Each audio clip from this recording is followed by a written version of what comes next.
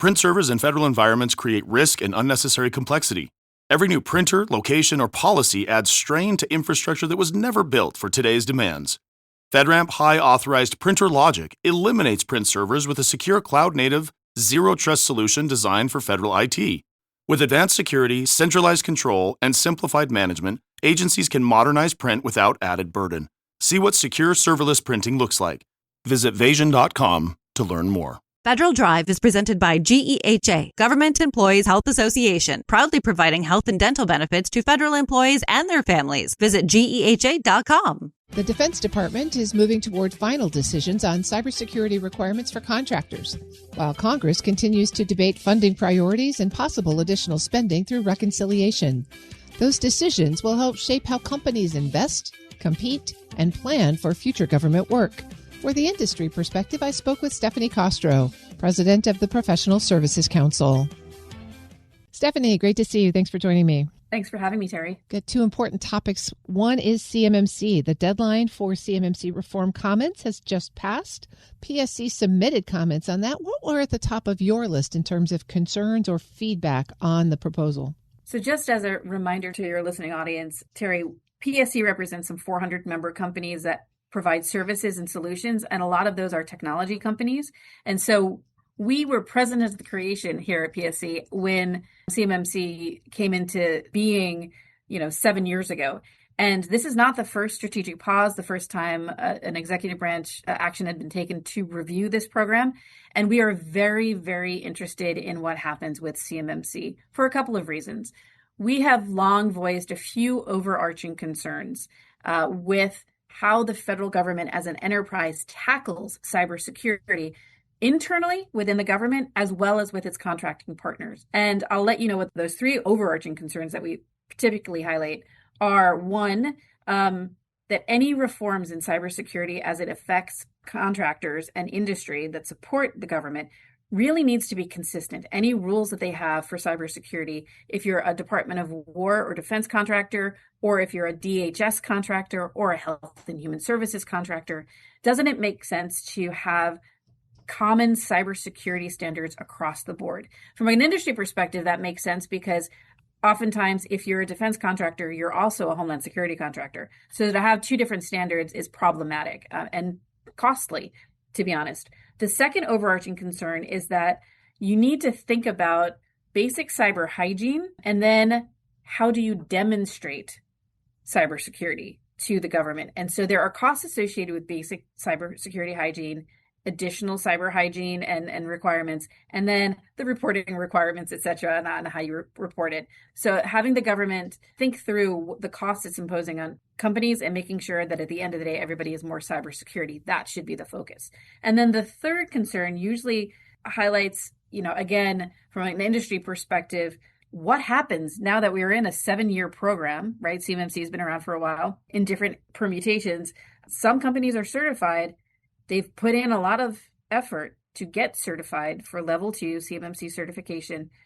If you pause or you change now the standard, to what end did they go through all of that process? And so those are the three overarching concerns we have right now. Again, a federal standard differentiating between compliance versus actual cybersecurity. And then the third one is, all right, so what do you do if you've got a certification now, and how do you treat it? It should be treated as an asset. If you were already certified, that should count for something, that somebody's looked at your system and said, yeah, it meets the standard as it was in the day. And how do we move forward? So those are the overarching concerns, Terry. Stephanie, what impact does this pause have? You mentioned it a little bit on companies who've already invested versus companies that haven't.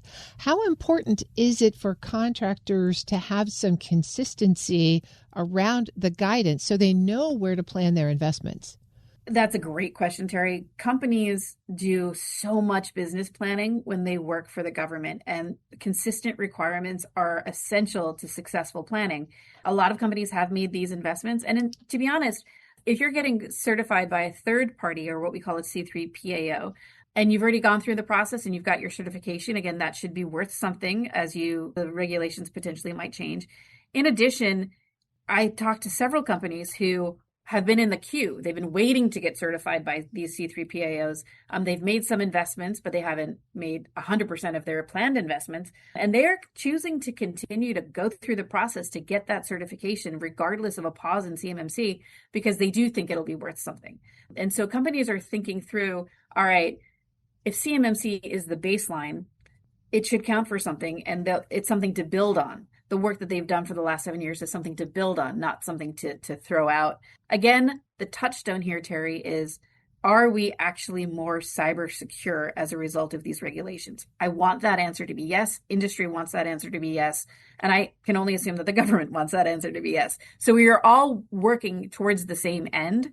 And it's not a reporting drill or a compliance drill or a paperwork drill. It's to be more cyber secure. Stephanie Kostro is president of the Professional Services Council. Stephanie, that consistent guidance is a really important piece when industry is looking at its long-term business plans, but predictable funding is also a key piece. And so let's talk about some funding discussions up on the Hill. Before Congress left on recess, both chambers had passed a version of a continuing resolution in August, no less, way ahead of the September deadline. But what impact does another short-term funding measure have on industry business plans? Well, to be honest, Terry, some of your audience might actually not remember a time when we had all 12 appropriations bills passed by October 1st, right? So continuing resolutions, these short-term funding bills, are sort of the new normal. I won't even say new normal. It's been the normal for almost 30 years now. And the Senate passed version would take the government all the way to December 11th, which is past the midterm elections. It's past toward, if there is some contention about some of the election results, hopefully it would be resolved by December 11th. So that's where that date really came from.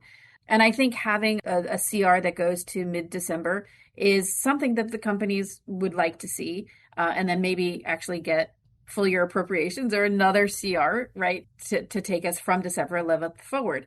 The problem I think we're facing is that a CR is facing an uphill battle. The Senate passed CR is facing an uphill battle in the House side, even though the president has said he is supportive of this Senate passed CR. And so we are watching this very, very closely. Contractors do need consistency. They need funding consistency. The other concern that we do have is, if we don't pass a CR, we will face a shutdown. We have recent experience across the government on what a shutdown looks like. PSC, one of the services we provide our members, is a checklist of actions to take before September 30th. And then if we are in a shutdown, what actions should a company take at that point? Those checklists have proved invaluable. I'd like to avoid using them. I'd like to have a CR in place before September 30th and the fiscal year ends. But there's also the question of reconciliation, Terry, and I think that's also worth talking about. Let's dig into that a little bit, Stephanie, because in addition to predictable funding for future obligations, reconciliation is, in a way, paying bills that have already come due. And there's a lot of concern and consternation around that and a lot of money in it for defense. What impact is that having on your business partners?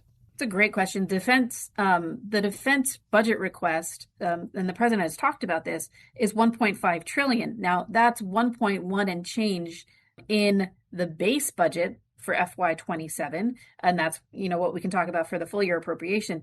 But $350 billion of it was in reconciliation, and it was in monies that the Defense Department or the Department of War really needs to backfill some of their expenses in the munitions area or some of their operations and maintenance accounts that they're really struggling to pay the bills that they've already incurred. And so as we move forward, the reconciliation bill is critical for that particular department, but it's also for other departments as well.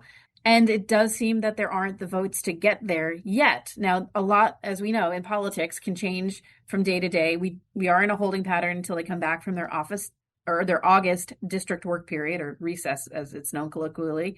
And so it is something that they're going to have to tackle to make the defense accounts and other accounts whole as we move forward. As we think about the topics we've touched on today, cybersecurity requirements, continuing resolutions, reconciliation, and pressure on the defense industrial base, and this theme sort of uncertainty, what is the biggest source of uncertainty facing federal contractors right now? Oh, we are in a messy middle situation, Terry, where they don't have funding certainty, but they also don't have regulatory certainty. And you and I have talked about this revolutionary FAR overhaul, which is a once in a generation, attempt to streamline regulations both within the base FAR as well as the supplemental FAR, so the DFARs for defense purposes or other elements of the government. And so we had class deviations issued. We have the old clauses that might still be in some contracts. We have new clauses coming out. There are proposed rules with sea changes in several parts of the FAR. This is a very, very messy situation where you don't know what compliance standard as a contractor you're going to be held. So there's a funding issue, and then there's a compliance issue that we're facing. The other issue that they're facing, and I'll say this is in the triad of issues, funding, regulations, there's also the fact that in some cases there have been delays in the government paying its bills. And as you know, for contractors, they submitted an invoice for costs already incurred, and then they hope there's a certain set amount of time where the government has to pay that without incurring additional penalties and interest payments, etc. As we move forward, that's another big deal. And there are some companies that are still waiting to be paid for terminating contracts over a year ago. Those termination settlement proposals are still being negotiated. And so this has an outsized impact on our small business community who don't have the ability to shift funds in the same ways that larger companies might. And so this is a big deal, Terry. So funding's uncertainty, regulatory uncertainty, and then when will the bills be paid by the government uncertainty. Stephanie Kostro is president of the Professional Services Council. Stephanie, thanks for joining me today. Thanks, Terry. We'll post this interview at federalnewsnetwork.com/Federal Drive. Listen to the Federal Drive on your schedule. Subscribe wherever you get your podcasts.